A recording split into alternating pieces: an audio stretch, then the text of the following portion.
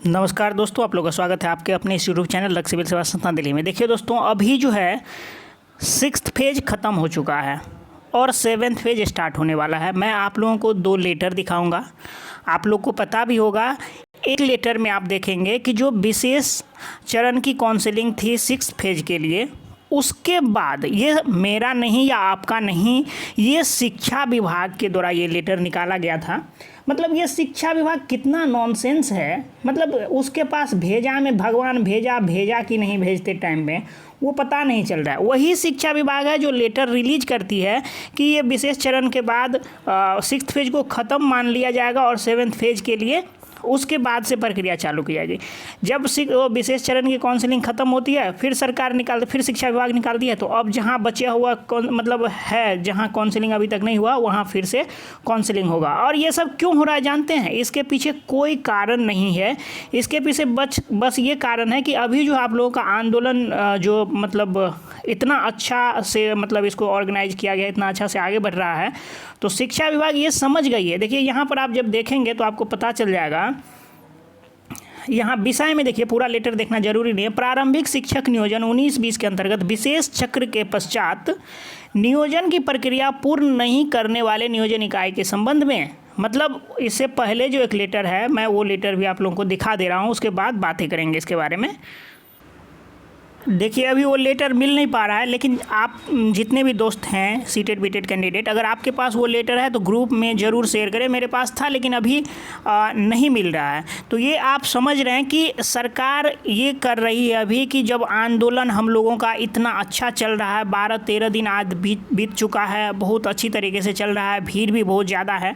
लेकिन एक बात आप लोगों से कहना चाहूँगा कि बिहार में 60 से 70 हज़ार सीटेड बीटेड 80 हज़ार लगभग कैंडिडेट हैं। सिर्फ 80 हज़ार कैसे कह सकते हैं कि देखिए 2 बार सीटेड पास कैंडिडेट हैं लगभग 20-40 हज़ार, और जो 50 से 60 हज़ार कैंडिडेट बचा हुआ है, ज़्यादा है, 1 लाख कैंडिडेट आप कह सकते हैं। जो 6th फेज में बहालियाँ चल रही थी, अभी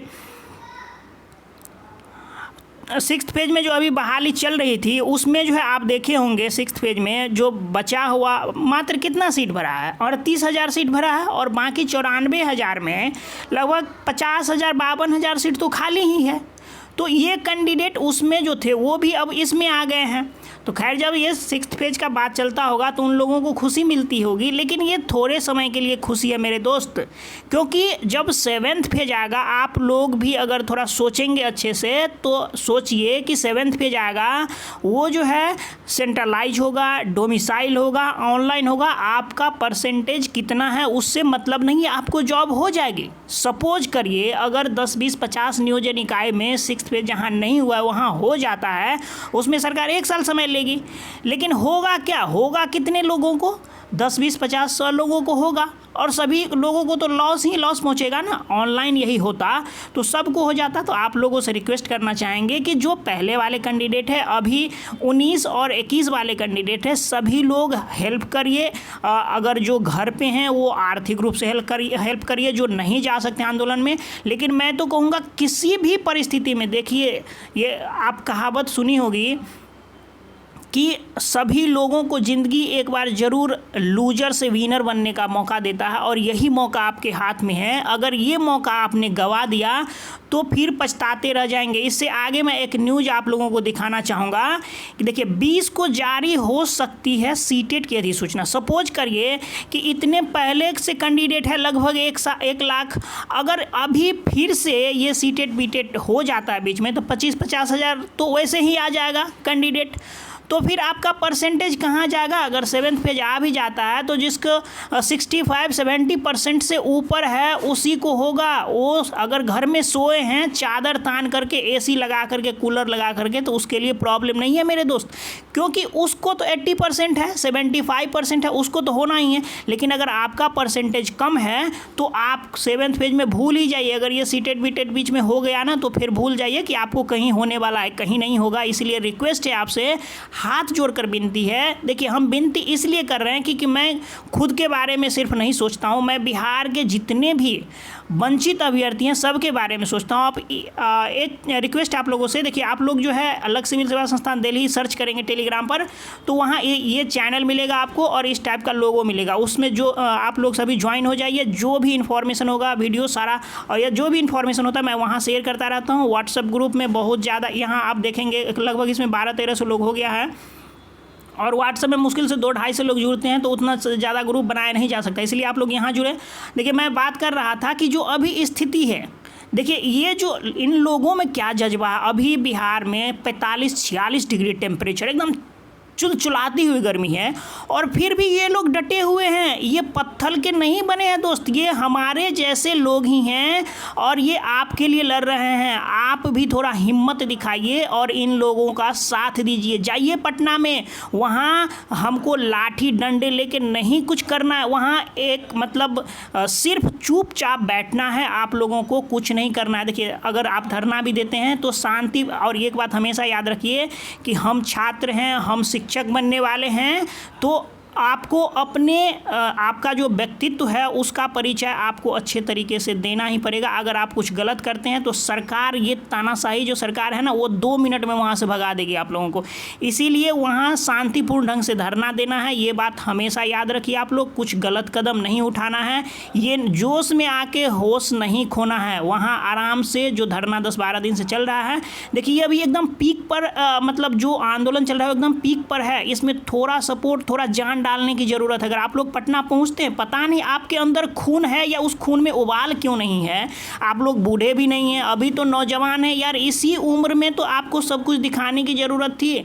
और यहाँ सिर्फ 200-400 लोग, 500 लोग पहुँचते हैं। एक फ़ोटो मैं दिखाऊँगा आप लोगों को, जो 6th फेज का कैंडिडेट जब बहाली हो रही थी उस टाइम में जो वो लोग आंदोलन किए थे, उसका जब आंदोलन का फोटो देखेंगे तो आपको लगेगा कि ये आंदोलन नहीं, सोनपुर का मेला, इतना ज़्यादा भीड़ है। और जब आप लोग खुद का आंदोलन देखेंगे तो ये कहाँ, मतलब आपके जो आंदोलन है उसमें इतना कम भीड़ क्यों है, 200-400-500 लोग ही क्यों है। अगर 70,000 कैंडिडेट हैं आप लोग, उसका 10% भी लेते हैं, 10% तो छोड़िए, 5% भी लेते हैं तो अभी 3-4 हज़ार लोग होते हैं। कहाँ हैं आप लोग 3-4 हज़ार लोग, कहाँ सोए हुए, किस मतलब क्या सोच के सोए हैं आप लोग। देखिए अगर मैं ये आप लोग को इतना मतलब रिक्वेस्ट कर रहा हूँ, अगर इसके बाद भी आपकी संख्या 1000 तक नहीं पहुँचती है तो आप जो है, जो एसी कूलर में सोए हैं वहाँ एक और एसी कूलर लगा लीजिए और 2 चादर तान के सोइए, क्योंकि फिर कभी नहीं आने वाली है आपकी बहाली।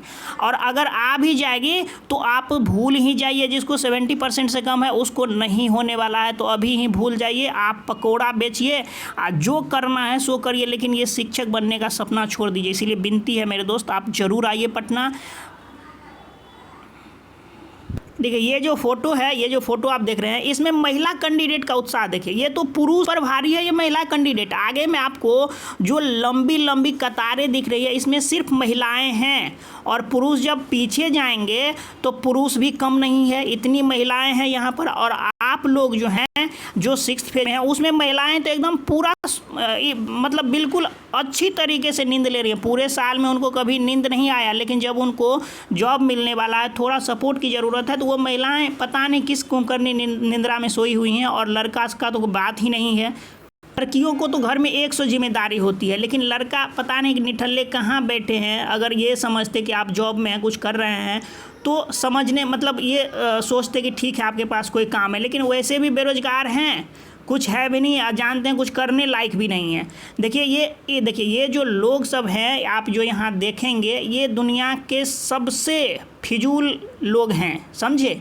इनके बातों पर विश्वास नहीं करिए। यही आपको बोलेंगे कि जनवरी-फरवरी में 7वें चरण आएगा। इसी तरह से तो ये लोग हम लोगों को 3 साल से घुमा रहे हैं, 3 साल से घुमाए हैं, बहुत अच्छी तरीके से घुमाए हैं। कभी जनवरी बोलेंगे, कभी 6ठे चरण में बोलेंगे, कभी 7वें चरण में बोलेंगे। इस तरह से बोलते बोलते 3 साल घुमाए। 2019 से 22 बीतने वाला है, कितना टाइम लगेगा 22 को बीतने में। और देखिए 25 में इलेक्शन है, तो हो सकता है उससे पहले बहाली दे, तो वो आपका बहाली 30 के इलेक्शन तक चल जाएगा। इसीलिए अगर अभी निकलता है तो आपको कुछ मतलब मौका भी मिल सकता है, चांस भी मिल सकता है, और जॉब होने का चांस है। इसीलिए कि परसेंटेज अगर अभी निकलेगा तो परसेंटेज निश्चित रूप से कम जाएगा। और सबसे बड़ी बात यह है कि ऑनलाइन डोमिसाइल सेंट्रलाइज होना ही चाहिए। आप लोगों से विनती करेंगे, हाथ जोड़कर विनती करते हैं कि आप लोग निश्चित रूप से पटना पहुँचे। जो भीड़ है, जो आंदोलन वहाँ चल रहा है, वहाँ आप लोग जो भी आपसे बन पाता है, अगर आप 1 जाते हैं या 10 जाते हैं तो संख्या बल तो हमारी बढ़ती है। और आप लोगों से रिक्वेस्ट करेंगे, यहाँ जो है राजनीतिकरण नहीं होना चाहिए। राजनीतिकरण हो जाएगा तो आपका आंदोलन कमज़ोर पड़ जाएगा। तो राजनीतिकरण नहीं होना चाहिए हमारे आंदोलन का। आप लोग जिस तरह से लगे हुए हैं लगे रहिए, अधिक से अधिक संख्या में पहुंचिए। जो घर पे हैं वो आर्थिक रूप से मदद करिए। जब संडे को ट्विटर कैंपेन होगा, वैसे अब रोज़ ट्विटर कैंपेन रखेंगे, देखेंगे आप लोग कितना सपोर्ट करते हैं। अगर बिल्कुल जो घर में हैं नहीं जा पा रहे हैं, वो घर से भर दिन तो मोबाइल में से भी व्हाट्सअप फेसबुक पर टिप टॉप करते हैं, तो ट्विटर आंदोलन में आप लोग 2 दिन सपोर्ट कर दीजिए। अगर ट्विटर भी हम लोग का ट्रेंड कर जाता है तो कुछ ना कुछ फ़ायदा तो ज़रूर मिलेगा। और रही जो पटना जा सकते हैं, देखिए पटना जो है, जो पटना के हैं, अगर पटना के 200 कैंडिडेट पहुंचते हैं, क्योंकि जो पटना डिस्ट्रिक्ट के प्रॉपर हैं वो ज़्यादा 15 से 20, 30, 40 किलोमीटर डिस्टेंस में होंगे। पटना के चारों साइड जो डिस्ट्रिक्ट है उनका डिस्टेंस कितना होगा, 50-100 किलोमीटर तक का डिस्टेंस होगा। अरवल हो गया, जहानाबाद हो गया, नालंदा हो गया, इधर बेगूसराय है, समस्तीपुर है, वैशाली है, सारण है, भोजपुर है, वहाँ का डिस्टेंस 100 किलोमीटर का होगा। वहाँ से तो आप जरूर जा सकते हैं। मान के चलिए पटना जाने में दिक्कत किसको होगी, जो किशनगंज से है, पश्चिम चंपारण से है, कैमूर से है, बांका से है, इन लोगों को दिक्कत होगी ना। तो जो पटना के जस्ट अगल बगल के डिस्ट्रिक्ट के लोग हैं, अगर सभी डिस्ट्रिक्ट से 50-100 की संख्या में पहुँचते हैं तो 500-600 तो ऐसे हो जाता है। समस्तीपुर से भी 50 लोग गए हैं, सुपौल से भी गए हैं, किशनगंज से भी कुछ लोग हैं। तो हमारी संख्या कम से कम 1000 की संख्या में होनी चाहिए। तो आप लोगों से विनती है, मेरे दोस्त, हाथ जोड़कर विनती है, प्लीज़ आप लोग पटना आएँ, यहाँ सपोर्ट करें। आपका आंदोलन बहुत अच्छा चल रहा है, आज से भूख हड़ताल भी हो रहा है।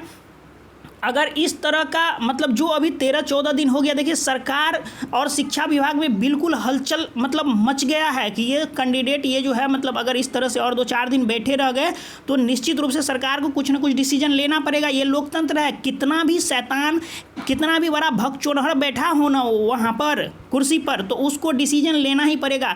क्योंकि मेन यहाँ सत्ता का असली जो हीरो है वो जनता है, हम लोग हैं। उसको इससे पहले जो 60 साल 70 साल से राज करते आ रहे थे, तो आप देखिए उसको गांड पर लात मार के भगाने वाला कौन है, यही जनता है ना।